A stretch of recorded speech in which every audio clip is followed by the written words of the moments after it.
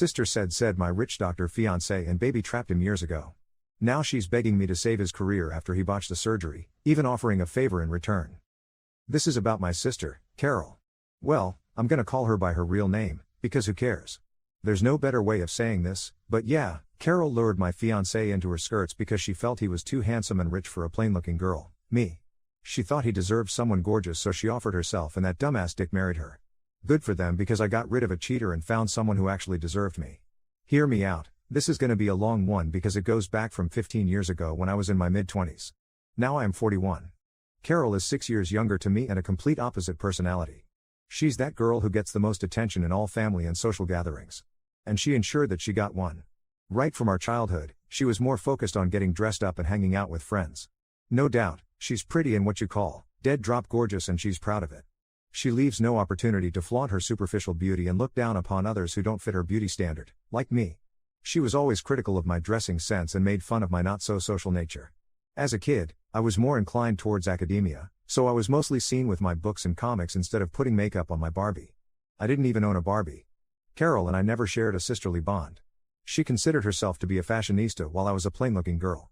That's what she called me, plain. Well, she was right to an extent. I'm a simple woman, with no pomp and show, no over-the-top drama for attention. I'm calm and composed and like to be in my own space. Very early on, I left home for my high school and I couldn't be more relieved. Who wants to be around an entitled brat? Life was pretty much fun with my busy schedule in medical school. I used to visit home during holidays or spring break, and that too I kept my trips short. Things got straightened out with Carol as we had minimal encounters. Carol dropped out of high school to pursue a career in fashion. Later she again dropped out of fashion school for a modeling career. Until I was in touch with her, she got 2 photoshoot projects for a local apparel brand in 5 years. I'm not sure if we can call this a successful modeling career, which she often refers to. If you think I'm mean, hold on. After I moved out of the house, the bitterness between Carol and me subsided. We met twice a year for a few days. She didn't get enough opportunity to piss me off, so we were cool. In my freshman year in college, I met Smith. He was quite senior to me. He was pursuing his master's while I was in freshman year for a bachelor's degree. Besides, he had couple of years of hands-on experience as a duty doctor.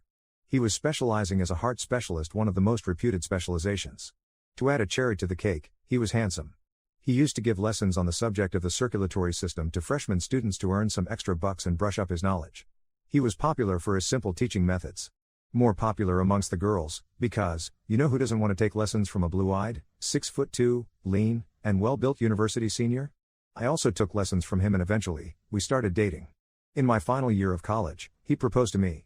After dating him for 4 years, I had no reason to say no. He was already working at a hospital by then. During holidays, when I went home, Mom saw the ring on my finger and asked. In the happy moments of festivities, I told her everything. She jumped in excitement because it is not usual that I get serious with anyone. Smith was the first guy I ever dated or had sex with. Mom asked me the details about Smith because she sniffed our marriage on the cards. Carol often used to say that I'm never gonna find a good man to marry me. By good, she meant rich and handsome. Whenever she got know that I was seeing a guy, she would remark, "He's so gonna run away. Your relationship won't even last for a week." So when Carol got to know about Smith, her eyes lit up and she wanted to know more about him. It was kinda unusual for her to take an interest in my life because it has always been very boring. I asked, "Why you want to know about him?" She said, "He's gonna be family. So I should know him." Mom asked me to call him for dinner on New Year's Eve. Later I got to know that Carol had asked Mom to invite Smith. We didn't have any plans for that year, so Smith agreed to tag along. When we reached home, we were greeted by Carol. It was quite surprising because Carol is a party person. She's never seen home on weekends. On New Year's, she is off for a week-long party with her friends, but this time she was at home.